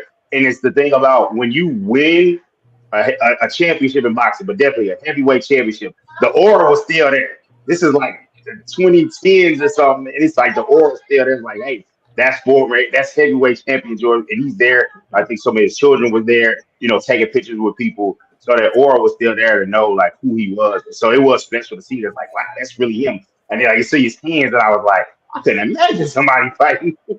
And like you just to see an athlete sometimes on TV, the size doesn't do it justice. And it was like, yeah, you can see how he did work with those. So it's like my condolences to his family. He was definitely a legend in the game of boxing. So trying to kick it to you. Yeah, he was a beloved figure in the Houston area, but they didn't. It's not like they always spoke about him though. He was born in East Texas, but he was raised in Fifth Ward in Houston. So he was a beloved figure in the city. But similar like they do Beyonce, Beyonce is a major artist. But one thing about Houston, they tend to give their celebrities space. They do not crowd their celebrities. So which is good if you're a celebrity figure. If you want some privacy, go down to Houston. If they see you, they will say what's up, but they don't. You don't see a lot of cameras and news just constantly bum rushing celebrities down there. So it's similar with Foreman. If you saw Foreman out in the city, he was out. He was intended to be seen. So, but it wasn't like they always spoke about him though. But when he passed away, now that I'm up here in DFW. Obviously I don't watch the news down in the Houston area anymore because I'm not down there. But if you look at, YouTube, some of the news channels, you see the local stations down there actually, having remembrance news stories for him, acknowledging them and whatnot, because he was a beloved figure in the city, but it's just not like, oh, he's down there and everybody, they constantly talking about Foreman, Nah, he was it was pretty private for the most part. Yeah. So but if you saw him, then it was intended for you to see him. And Sure. but yeah, he was a beloved figure, the city, they did their thing in trying to honor him. I remember now, as much as people spoke, I just remember from a national scale when Ali passed away. I remember I was watching ESPN and they immediately stopped whatever news they was reporting on. They was broadcasting him. I remember locally till 2 a.m, and they was Yes, doing sir. all this history. Now they didn't do that. Now obviously Foreman was a hellified boxer in a way, but Ali is a different stratosphere. When you Yeah, talk about sure. Ali, it was a boxer and what he meant to the African The American world. community in this country. So it was a totally different stratosphere. Yeah, for But sure. Houston, they honored him, and they showed their support. So he's definitely going to be missed. I know a lot. We talk about his grills and whatnot. I just I believe the fight would happen before I was born, but I heard stories because people talk about how menacing Foreman was. A lot of the younger folks, they think of Foreman, they think of the bigger Foreman, but Yeah. that other Foreman that looked like a damn Also the Jolly Foreman. Also, yeah. yeah, Yeah. that damn monster that was created in a machine. I remember when they said, because when he was about to fight Ali supporters was literally crying because he about to destroy him, about to kill the dude. But that's how Foreman in his prime was a monster. I mean, I look at him and I'm like, damn, man, because you see so much of the what was that, the '90s Foreman with his kind of a different body frame, Yeah. but the '70s Foreman, it's like this dude was created in a damn machine. The way he looked like, that dude was like he was just throwing bombs, and I was like, I see why this dude people was crying about Ali's cat. Like, Of you don't want to course. do to kill him. Yeah. Coach, your thoughts on George? Hey man, salute to George Foreman, man. Everything that he built, man, everything that he stood for, man. You know, I appreciate the fact that he, like Shawnee was saying, man, he was probably one of the most imposing figures in boxing history. As far as his natural build, you know what I'm saying, as far as his ability to knock you out with one punch. Mike Tyson before Mike Tyson, and the fact that he resurrected the 40-year-olds, man, y'all little young boys better sit your asses down. Because a 40-year-old will knock your ass out, just so you know. And as far as, you know, as far as the legacy, there's people that don't even know him from sports. They only know him from the George Foreman grill. That's how wide and long his legacy lands, you know. And the fact that he rebranded himself outside the boxing world and made probably $400 or $500 million in a short period of time, you know, and everybody, you can still find a George Foreman grill on some store shelves, you know. So it's ubiquitous. They still sell them, and it's Yeah. an essential. they still sell tons of them. but that's I what I'm can't- saying. You go to Walmart, any Target, But that's what they I'm sell saying. them As all. far, Yeah, some as far as grocery a- stores still sell them. Like as far as a definitely Walmart and Target. businessman, yeah, he's one of the top 5 or 10 businessmen over the last 30 years, what he's able to do. But when they, and Shawnee spoke about how when he passed, it was just, okay, the people who understood sports and things like that, understood his legacy, how they brought it to attention. But in Louisville, once it hit the mass media, what they did the day of his going home, they drove him around the entire city. They spent about 4 or 5 hours driving through every neighborhood, the poor neighborhoods, rich neighborhoods. Everybody got a chance to celebrate his life. The whole city shut down. They shut down the whole city for that whole time. Every neighborhood, and sometimes in some parts you had to go a 15, 20-minute drive to get to the other side.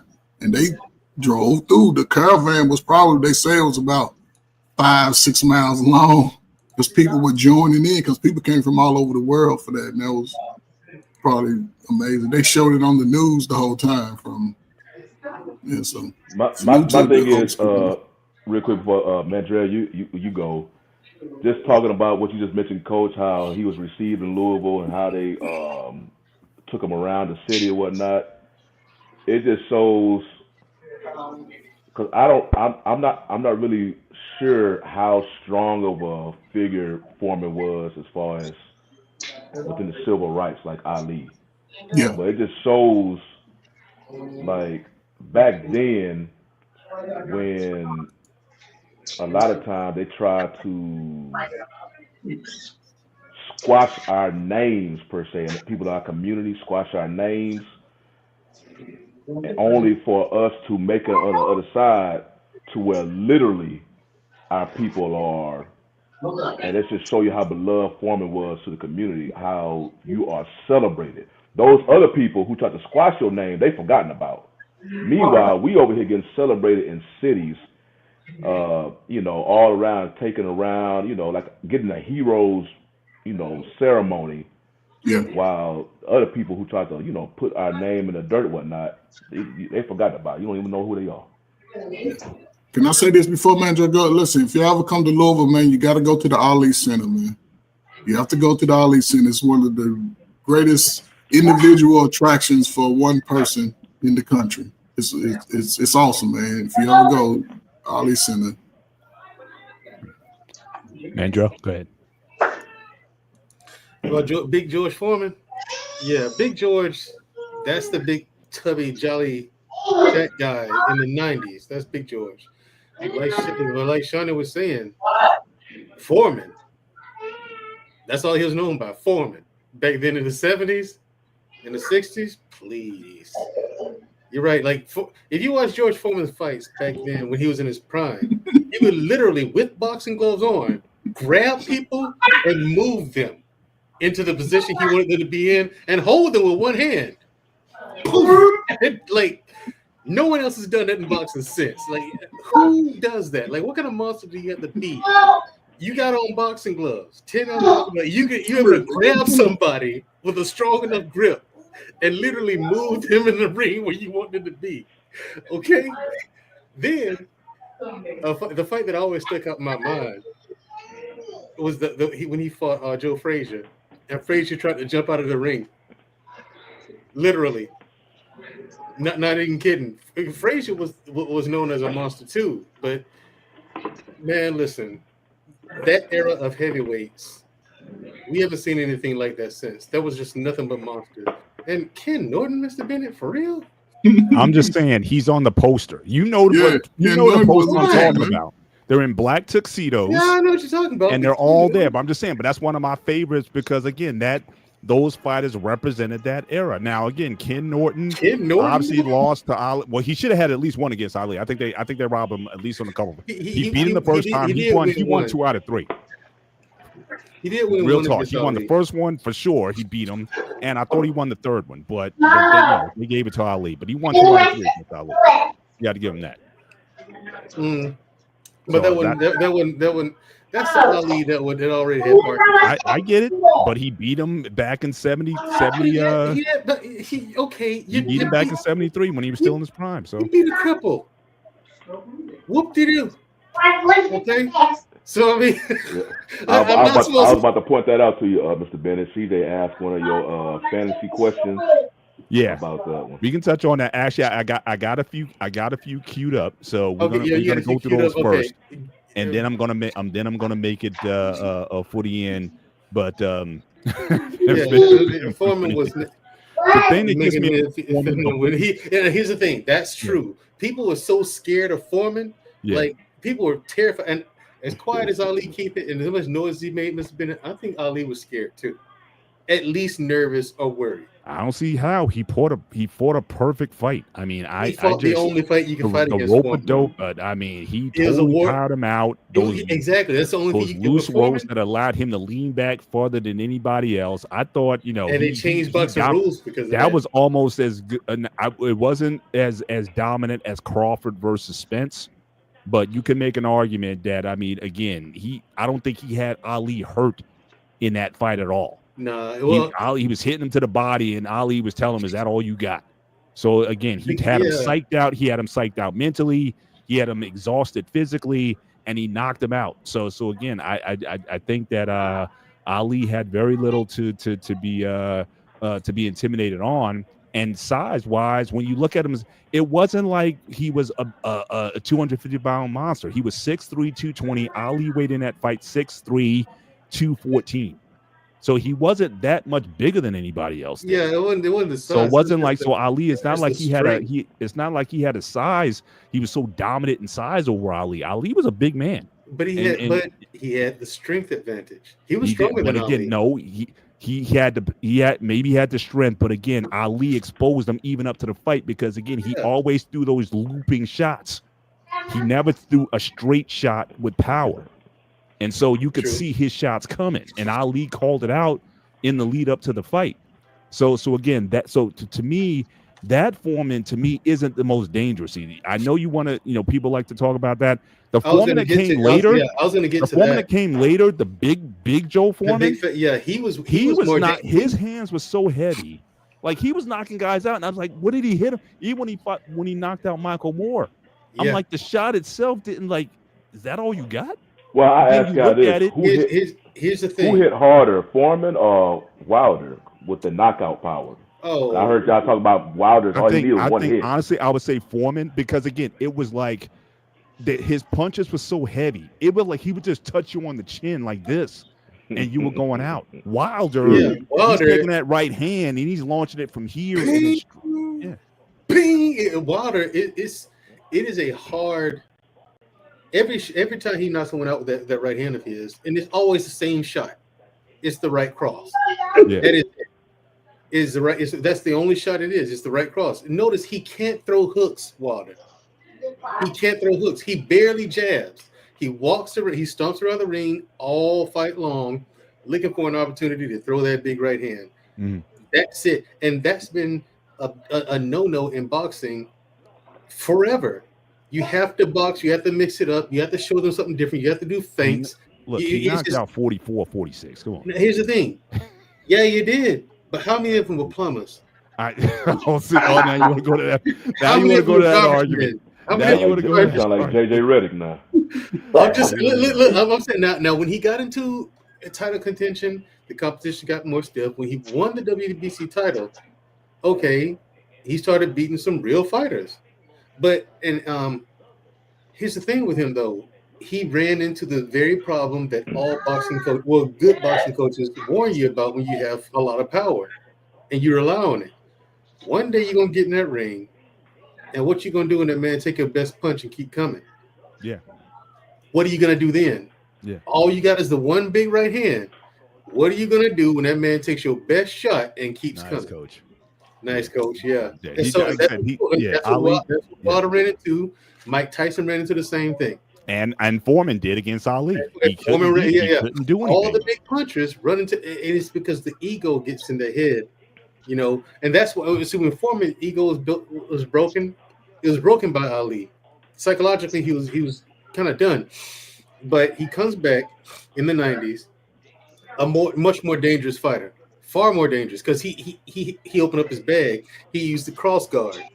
He used traditional stances, the cross guard. He did a whole lot of other different things. You know what I'm saying? He would get in there and manage his stamina. Well, you mentioned the cross guard again. He didn't have that in the early part of his career. He came with that later. Yeah, that's what I'm saying. So I think his punch was heavier. That's what I'm saying. Later. But his punch was heavier, and that cross guard it was hard to penetrate that guard. He was a much smarter fighter second time around. Much All smarter, right, and that's when you see the skill. That's the difference between skill and just having nothing but power. All right, let's move to the matchups as we come towards the end of the show. And like I said, I'm going to try to do these as often as possible. So again, the matchup today. Now, I was shocked actually when I didn't see this in the past because what I'm doing here, I'm going back in time. We could real quickly on CJ's question.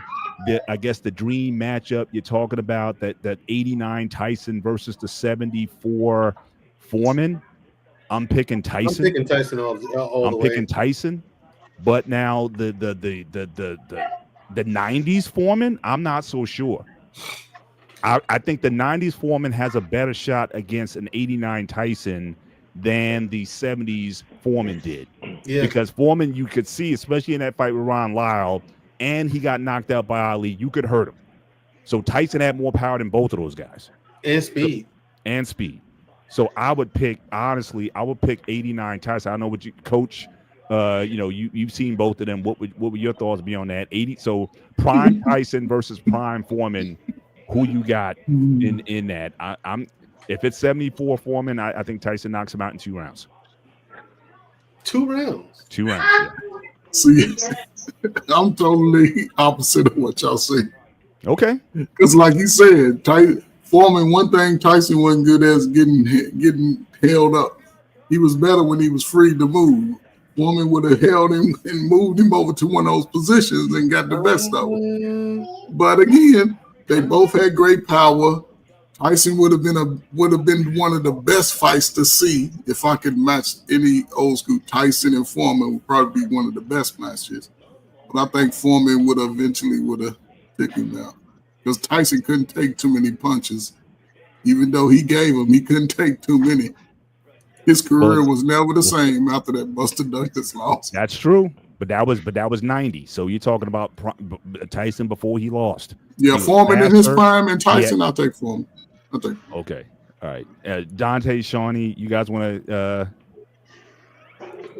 I'm gonna lean Tyson. I'm gonna lean Tyson on that one. Y'all was kids, y'all went around. That's what I'm saying. It's in the aura of who he was, and like even like buying and watching those fights and seeing like the few that I did see. There's just like I'm the side with Tyson. All right. Let's get to the matchup. I say prime Tyson.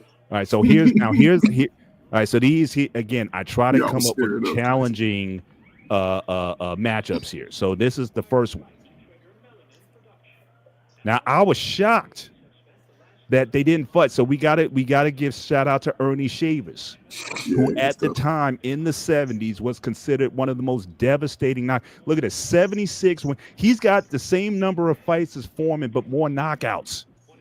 Ernie Shavers was a devastating puncher from the 70s. So I'm talking about a 70s Foreman, total career record 75 and 76 and 5, 68 KOs, knocked out once. Ernie Shavers, 76 and 14, one draw. They never fought. Neither did Ernie Shavers ever fight Joe Frazier. Yeah, So I would have to think that there were a lot of fighters. Ali was really the only one of those top guys who They fought everybody. everybody. Everybody. Who fought Ernie Shavers. But see- if you're going to have this matchup, who do you have? Me, can I go? I'll take this one. Go ahead. I take Foreman all the way. Here's why. Foreman, see what Ali did to Foreman was the same thing Foreman did to every one of his opponents and everything, and all of Mike Tyson's opponents. Later he got in their heads. They were all afraid of him. Ernie Shavers didn't fight him because he's afraid of him. Now, why he didn't fight? Why he's not as well known because he didn't fight the number one, the top guys. He never fought Frazier, which, like, I agree with you. That's insane to even imagine. It's insane to imagine he never fought. He never fought the top guys. Like, how? You know what I mean? Somebody would. So for me, and knowing boxing politics as I do, somebody was running away from somebody. That's the thing. And I think he ran away from Foreman back then, because a lot of people did. Frazier didn't want to fight Foreman. Again, Frazier tried to jump out of the ring. Literally, fellas. He's getting beat up, and you can see him. He takes a little jump. But that's why I think that's crazy. I'll take Foreman because Foreman it hasn't spooked. Listen, honestly, I'll give Shavers a better than 50-50 shot after seeing the Ron Lyle fight. He had no chin. If Ernie Shavers hit him, I mean, Ali said he's the hardest puncher he's ever faced. So if that chin's going to be there, I don't know if Foreman takes it up. I give Shavers a better, and obviously they're not running from each other. They're going to be right there to be hit. So I don't mind picking Ernie Shavers in this matchup, and I think there's a reason why a lot of guys like Foreman and those guys didn't fight Shavers back in the day, because that would have been, it's too much to be risked when you're fighting a guy like that. So that's my pick, Coach. Yeah, What do you side on this, sir? Oh man, again, man, I'm gonna go with Foreman, man. Shavers was a great component. He reminded me of Holyfield, but he just couldn't get. He just couldn't get to that top, man. He didn't ever retain a. What'd he say? He didn't really retain a belt, did he, Shavers? He was just a top. No, contender. he was always a contender. He took Ali to the test. He took Larry Holmes. He actually knocked down Larry Holmes in their fight, but couldn't quite pull it off. But he was known for he was a devastating puncher. Against a good boxer, he could get beat. But against a guy like Foreman who's coming straight ahead, I'm saying that look, he's got a puncher's chance, better than a puncher's chance in that fight. I don't know. And after the Lyle fight, I don't think Foreman's chin. And after seeing how Ali knocked him out, I don't see how that chin holds up. It wasn't the chin that knocked him out. In either one, hold on. In either one of those fights, to be fair, Mr. Bennett, to be fair to Foreman, it wasn't his chin that was the problem. It was his stamina. The only reason why Ali knocked him out is because Foreman was gassed. The other fight where he got knocked out, Foreman was gassed. He was out of his tank was just terrible. You know what I'm saying? He was all muscle. But the problem and I learned this from personal experience. When you put on only so much muscle, you run into stamina issues because you got to walk around and carry that weight at the same time. All that muscle, you got to carry that around with you. Mm-hmm. And yeah, when you don't work on speed, you don't work on stamina, you just eat, and then go hit the heavy bag, do your drills. That's it. Hang on, real quick. All right, so Poppy's in the back. Poppy's been by. Well, I'm going to allow Poppy up because we're almost near the end of the show. So I'm going to allow Poppy to come up and have a take if he wants to. Yeah, as long as he stays on topic, he can come up. But respect to everybody else in the chat. Shout out to folks coming in. Y'all coming in at the end of the show. But we appreciate you guys for being here. Just make sure you hit the like button as you come in. If Poppy wants to come up on the panel, he can come up. but on hit, but Poppy only. Respect to everybody else though, and appreciate you guys hopping on the show as of late. But I think this is a much better matchup than people are giving credit for. It is, but in this, and I think this would have been we got robbed. I think that we didn't see this fight because this would have been one of the great '70s fights. It should have come off. But Mr. Bennett, I'll say this: if it goes 5 rounds, I either give it to Shavers. If the bell rings and the 5th round has ended, Shavers is going to win that fight. Foreman's got to get him out of there in 5 rounds or less. But I'm just saying that's Foreman beating on you. Shavers is going to have to move. He's going to have to box. You know what I'm saying? He's going to have to do a lot of it. But at the same time, Foreman has some long arms too. But he was slow. The looping punches and whatnot. I mean, if you got inside him, you could tag him. I'm telling you. I mean, you had to tire him out. You had to tire him out. Yeah, you had to tire him out. If you get inside, Lyle didn't tire him out. Lyle hit him right on the chin, and he went flopping. So because yes, he did. He was. I'm telling you, that Lyle fight, he was out of gas with that one too. Now he lost to Tommy Morrison because he was older by that time. Foreman. You know what I'm saying? He had other things, but then I say that, but the very next fight, he fought what's his name and won the heavyweight title. Michael Moore, yeah, which was hilarious. My dad, I remember that night. I remember the night that happened. I remember that fight because I was sitting at home with my dad. My dad, for one of the very few times, bust out laughing in hysterics. The old man. Yeah. My dad was so happy that Foreman won. He said, "Look at that. 40-year-old whoop your ass. You don't sound like that back here. The old man." All right, we got Poppy in the back. Poppy, if you're there, cam up if you can, or if you just want to speak from the rafters. Yeah, what's good? What's good, family? What you got to say, sir? We're near the end of the show, so what's going on afterwards since you insisted on coming up today? Yeah, man, this right here is a tough one, bro. I'm sorry. I got Mr. George Foreman as a top 4 greatest boxers of all time. That's how much respect I got for the man hands, boy. If it wasn't for Muhammad Ali laws, George Foreman by far would be the GOAT when it comes to boxing. Let me say that one more time. If it wasn't for Foreman taking that L against Muhammad Ali, he would be the GOAT. In what year was it? If I'm not mistaken, it was what, 1974, right? Yeah. Rumble in the jungle, Zaire, Africa. Yeah. Yes. And George Foreman is like 3 of my uncle's favorite boxers. They love George Foreman so much that they went to Caracas, Venezuela, the year after he lost that fight against Ali. I think it was like 75 or 76, something like that. To when he fought King Norton. Yeah. Yeah, my uncles went to go see him over there, man. George Foreman was crazy. He almost literally no cap. I thought Norton, that would have been the end for Norton. I mean, he just, yes. That was hard to watch. I remember watching the fights that when he beat up on what's it Lewis? Joe Lewis? No. What was it that? Wasn't that? Joe Frazier. What was the guy? Joe Frazier. That's the man. That's the guy. Frazier. Man, that was like a beast, man. that made so bad, bro. George Foreman was just a monster, and my man hit the head right. Like my man Mandrell said what he have to say, bro. The only problem in George Foreman game was his endurance. He wasn't training hard because he was so gifted. He chin? Was so gifted. Say that again. Where's the chin? That's why he had his chin was because he wasn't in shape. He got to be in shape. Where's that chin, bro? I mean, I'm sorry. And that's the shot Ali talked. Like I said, he was so tired.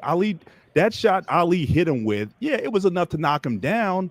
But it wasn't a knockout punch. Yeah. He could have got up. He didn't get up. It was like I said, it was a gas tank, dude. He just, like I said, it's the gas tank. It was a gas tank for that era of Foreman. Foreman in their era, his tank. It's the same thing like Zhili Zhang, right? Like I mean, you if you take that fight to round 6 with Zhang, you got him. His tank is crap. He's heavy. He's got heavy hands. Yeah, and he's a big guy though. Yeah, he's a big guy and he's got heavy hands. You just have to outlast him. If you get Zhang into round 6, and if he's on his good day, round 7, you got Zhang. Mandrell. Ali 15 rounds. Just saying. Mandrell, all you have to do is go look at the track record, man. This man was knocking people out. Yeah. First, second, and third round, bro. I remember watching. I went and watched it. Obviously, I didn't watch it live. I watched the tape when he beat up that guy right before he lost against Ali. He was a Spanish guy, Jose Roman, I believe that was his name. Yeah, yeah. He whipped him on the first round. Whip him, man. Yeah. Yes, Tokyo, Japan. You're absolutely right. Yeah. And then the one with Fraser was Jamaican, if I'm not mistaken. They fight Yeah, there you go. Yes. Yeah. Now, like I said, this is a better than 50-50 fight.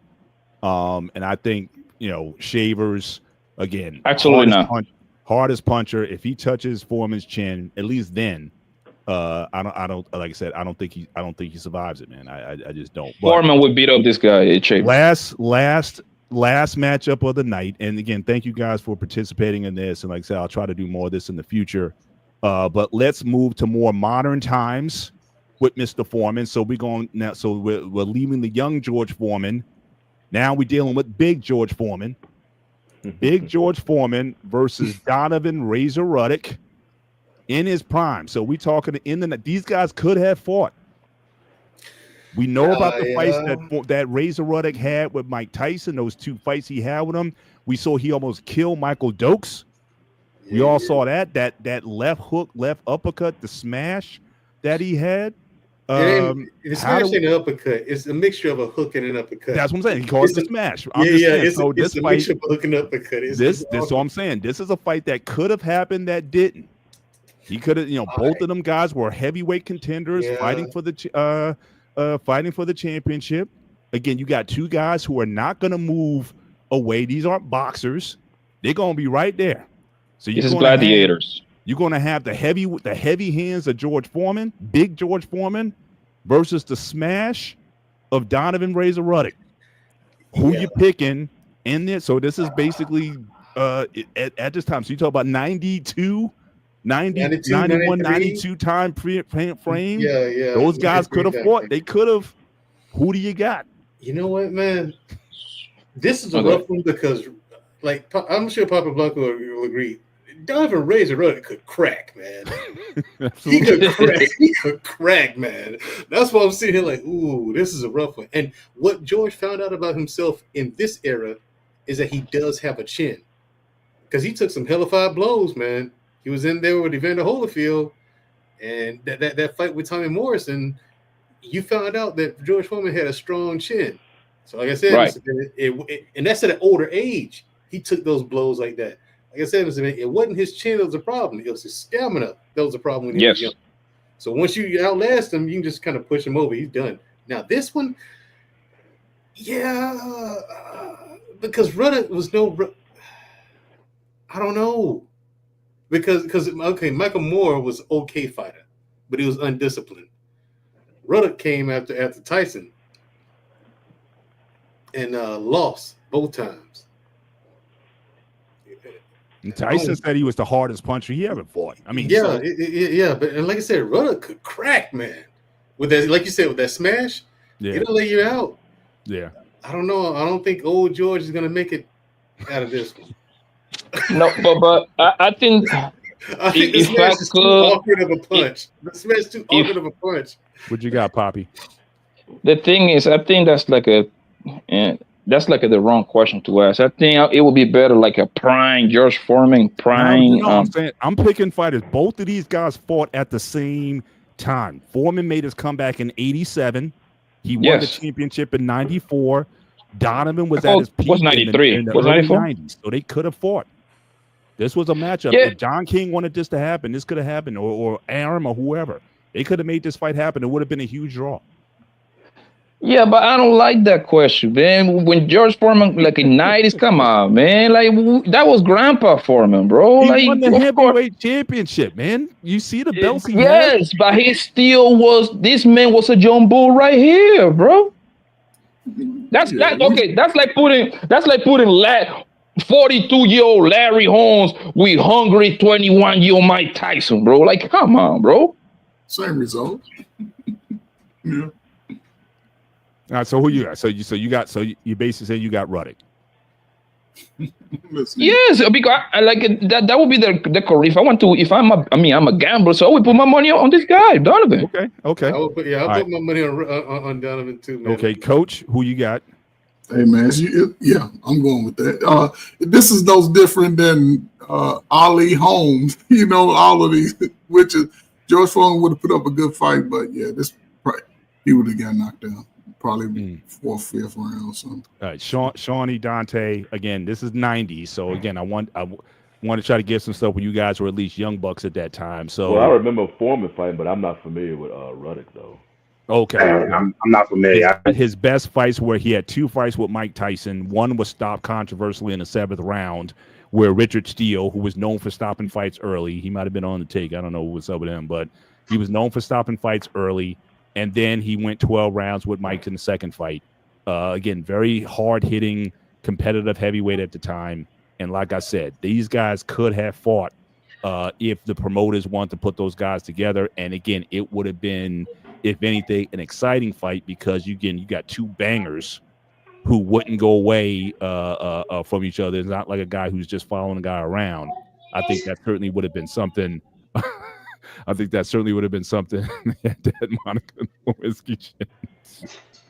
Shout out to CJ and appreciate the super chats. This George Foreman is Arizona Cardinals. Him Smith. He's a little bit past his prime at this point. He just trying to get the record right there. But I'm just saying. But if they would have put this on, I would have bought the pay-per-view, no doubt. Especially after Foreman won the championship. If this would have been like a title defense, no question. Because I think if I understand, Tyson might have went to. I think he was in his legal issues at that time. So a fight with Foreman, I don't think could be made. So Tyson was out of the picture. He never got a chance to fight Foreman. I think for the heavyweight championship at the time. So this is one of the better fights that could be made. But just want to again my thoughts on George Foreman again. Certainly a great champion, great guy in and out of the ring, loved his family, did a lot of charitable work, and I mean, totally changed his life around. He created a new persona for himself. Yes. With the big George Foreman image. The grills. Like I said, I mean, I can't live without my George Foreman. I mean, that's like you can get rid of my stove. All I need is an air fryer and a George Foreman, and I can cook almost anything on that. So again, shout out to the man who certainly did a lot in the sport of boxing. And again, as a commentator, he had some very strange views sometimes in the commentary. Him on HBO with Jim Lampley and those guys, some very interesting takes he would have on occasion. But again, the guy knew boxing, very smart guy when it came to that. And Doctor, you know what I like? Yeah, what's that? You know what I like about Foreman? Like out of all the boxers, he came out pretty good, like mentally, like he didn't come out like half retired like the other boxers. Like God gifted this man, gave him the physical gift. He retired, you know what I mean? He wasn't like a broke like for the most part when he talked, he talked very coherent.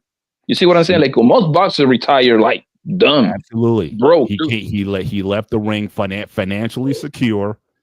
And with most of his mental faculties. The last video I saw was, I think it was 2 years ago, where he was in the gym and he was hitting a heavy bag and he was still popping that thing. It's like they say power's the last thing to go, and he still had it. So for him to come out relatively unscathed, I think that 10 years that he took off, probably the best thing that could have happened to him. And he came back and became a very influential figure. So again, rest in power. To George Foreman, big George Foreman, angry George Foreman, whatever version that's there. But again, a very consequential figure in boxing, and certainly with the passing of Ali, we lost. I think Norton, even though Mandrell might not consider him one of the greats, but he's like the last man standing. Well, Larry Holmes, shout out to Larry Holmes too. Larry Holmes is still. Larry Holmes is not one of the greats. Yeah. I know where you're going with that one, Doctor. 20 title defenses, man. Come on, man. Y'all better back up off those. 20 title defenses. Here's the thing. But we gotta see the competition, Doctor. Like, come on, Larry Holmes took advantage of a weak era. Yes. Like, come on, let's not go there. All the great was. It ain't been a good era since Mike Tyson. Everybody done took advantage of the weak eras. Lennox Lewis took advantage of a weak era. Here's the thing. We have a decent era now. Oh, okay. Decent. Okay. It is now. Tyson Fury and Wilder burned themselves out quick. That's unfortunate. I would prefer the two of them had run through the heavyweight division, but then left each other for last. They should have done that after that first fight. They should have said, okay, because we got something to sell here. Okay. After that first fight, we got something to sell. Look, let's both go and beat AJ. Okay, both of us. And then we come back and meet. We come back and get at each other again for this trilogy. But it's not. And neither is Larry Holmes. Larry Holmes, I learned my jab from Larry Holmes. I'll say that. He's one of the longest tenured heavyweight champions. Yeah, because he, like Poppy said, he took advantage of a weak era. After Ali and after all the rest of those guys, they're like, come on, Spinks with the missing tooth. Yeah. Who do you have to fight? He beat Ali. He got robbed the second fight. He beat Spinks in the rematch. So who did he fight? He didn't. They robbed him. They definitely robbed him. One-two Spinks. And then you took Ken Norton. Think about it. Think about this, man. He defended the title 20. He had 20 successful defenses. Yes. Exactly. And none of us, when we sit over here and talk about who's the biggest monsters in boxing, Larry Holmes, they're gonna come in those conversations. You want to know that should tell you everything, bro. The most overrated heavyweight champion of all time is Rocky Marciano.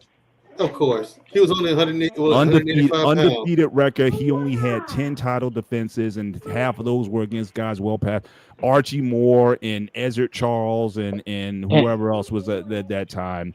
Not a great champion, but again, very overrated. But that's a and that's why my GOAT, and I don't care what you say, my GOAT, his name is Marvin Hagler. Yes, that's the monsters of all monsters right there, because he fought on the. He was part of the Four Kings, and he gave it to all of them, bro. Listen, and he got robbed. He got robbed. You should have been here last week. You should have been here last week because I had dream matchups from last week, and I didn't get manager. We don't have time to talk about it now. I'm just gonna put it in your ear. All right. So we talking about at middleweight. Okay. Marvin Hagler versus at 160, James Lights Out Tony. Think about my God. That's a great fight. That is a very good. That's a very good fight. Yeah, so I'm just saying. So just ponder that. Maybe we can talk. Maybe we can. I may pull that back up, and maybe we can have a conversation about that one. But don't sleep on James Toney at 160. That's what I'm thinking about. That's what I'm thinking about it now. He's very good. So again, we don't have time now. We're at the end of the show.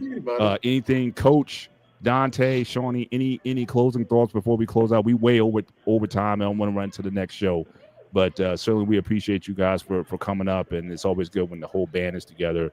And we got Mandrell and Poppy. You're always welcome in this space. You know that. But time out, man. Why don't we have like overtime or something, man? Y'all want to cut it off early now that I'm here? We got to. No. So what is Black Man on Filter? Leave you wanting more. That's how this works. No, doctor. I know what you're doing. What is Black Man on Filter? What is my brother Black Man on Filter? I know what he's doing. He want to cut it off early. He wants. Okay, listen. Black Man was in the building. If you want us to go another 15, 20, we can hash a little bit more. This is what happening, doctor. This is what happening. Y'all want to cut off the sports show, right? So y'all can go ahead and set it all and talk about this raggedy bros, talk about holding them accountable. That's exactly what I want to do. No, man, that's the time, man. What are you talking about? I play with you, man. I play with you. You want to hold this unruly woman accountable, man. Go ahead, go do your guys' work, man. Guys, but really think about that one. I think I got one more that I have for you guys. You guys miss. See, that's why you got to make sure you tune in every week. But I also had one more for you guys. Floyd Mayweather Jr. Okay, versus Pernell Whitaker, lightweight at 135. I love me some Pernell Whitaker, bro. So, you talking about Sweet Pea? Yeah. Sweet Pea all the way. Floyd at 135. Right. Sweet Pea. The only thing with Pernell that used to drive me crazy, but I love everything about that man, bro. That man can box, bro. He's one boxing. He's boxing royalty right there, bro. He's off. He wasn't really with the offense like that, man. He was a defensive genius, bro. Yeah, he was a counter puncher. Yes.